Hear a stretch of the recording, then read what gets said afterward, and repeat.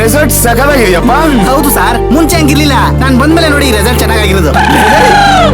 ಬಿಟ್ರೆ ನೀನೇ ಓನರ್ ಅಂದ್ಬಿಡ್ತೀಯ ಕಣ. ನಿಮ್ಮ ಆಶೀರ್ವಾದದಿಂದ ಮುಂದೆ ಅದು ಹೋಗ್ಬಿಡ್ತೀನಿ ಬಿಡಿ ಸರ್.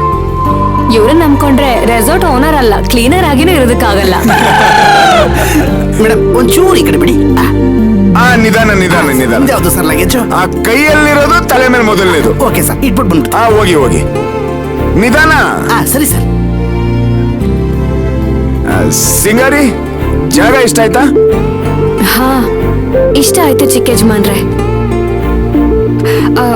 ನಾವಿಲ್ಲಿರೋದಕ್ ಬಂದಿರೋದಾ ಅಥವಾ ಈ ಜಾಗನ ನೋಡ್ಕೊಂಡು ಹೋಗೋದಕ್ ಬಂದಿರೋದಾ?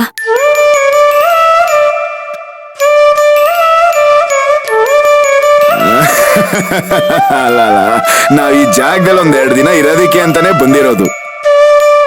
ಇಲ್ಲಿರೋ ಸುತ್ತಮುತ್ತ ಜಾಗಗಳನ್ನ ನೋಡಿ, ಮೇನು ಬೀಚ್ ಅದೇ ಇಲ್ಲಿನ ಪ್ಲೇಸ್ ಪಾಯಿಂಟ್. ನಾನೇನೋ ಹೋಟೆಲ್ ಅಂದ್ರೆ 10 ಅಂತಸ್ತಿನ ಕಟ್ಟಡ ಅಂತ ಅನ್ಕೊಂಡೆ. ಆದ್ರೆ ಇಲ್ಲಿ ನೋಡಿದ್ರೆ ನಮ್ ಹಳ್ಳಿ ಮನೆಗಳ ತರ ಇದಾವೆ. ಇದು ಹಳ್ಳಿ ಮನೆ ಅಲ್ಲ, ನೀವ್ ಹೇಳದ್ ನಿಜಾನೇ. ಹೋಟ್ಲು ಅಂದ್ರೆ 10 ಅಂತಸ್ತಿನ ಕಟ್ಟಡನೇ, ಆದ್ರೆ ಇದನ್ನ ರೆಸಾರ್ಟ್ ಅಂತಾನೆ ಕರೀತಾರೆ. Beach resort. ಇಲ್ಲೆಲ್ಲ ಹಿಂಗೇನೆ. ಮಯೂರಿ, ನೀನ್ ಯಾವತ್ತಾದ್ರೂ ಈ ತರ ರೆಸಾರ್ಟಿಗೆ ಬಂದಿದ್ಯಾ? ಅಕ್ಕ, ಕನ್ಸಲ್ಲೂ ಇಂಥ ಒಂದ್ ಜಾಗ ಇರತ್ತೆ ಅಂತ ನನಗ್ ಗೊತ್ತಿರ್ಲಿಲ್ಲ. ನಿಜ ಹೇಳ್ಬೇಕು ಅಂದ್ರೆ ನಮ್ ವಂಶದಲ್ಲಿ ಇಂಥ ಜಾಗಕ್ಕೆ ಬರೋದು ನಾನೇ ಮೊದ್ಲು ಅನ್ಸುತ್ತೆ. ಸಿಸ್ಟರ್, ನೀವೇನು ತಲೆ ಕೆಡ್ಸ್ಕೋಬೇಡಿ. ಇವತ್ ನೀವ್ ಇಲ್ಲಿ ಕಾಲಿಟ್ಟಿದಿರಲ್ಲ, ನೋಡ್ತಾ ಇರಿ. ಇನ್ಮೇಲೆ ನೀವು, ನಿಮ್ ಮಕ್ಳು, ನಿಮ್ ಮೊಮ್ಮಕ್ಳು, ನಿಮ್ ಮರಿ ಮಕ್ಳು ಬರ್ತಾನೆ ಇರ್ತೀರಾ.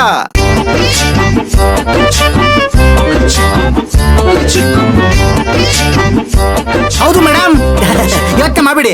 ಅಷ್ಟರಲ್ಲಿ ನನಗೂ ಮದುವೆ ಆಗಿ ಮಕ್ಕಳಾಗಿ ಇದೇ ತರ ಇಲ್ಲಿ ನಾನು ಸರ್ವಿಸ್ ಮಾಡಕ್ ಬಿಟ್ಬಿಡ್ತೀನಿ. ಒಟ್ನಲ್ಲಿ ಇನ್ 7 ಜನ್ಮಕ್ಕೂ ನಮ್ಮನ್ ಕಾಡ್ತೀಯ ನಂಗಾಯ್ತು.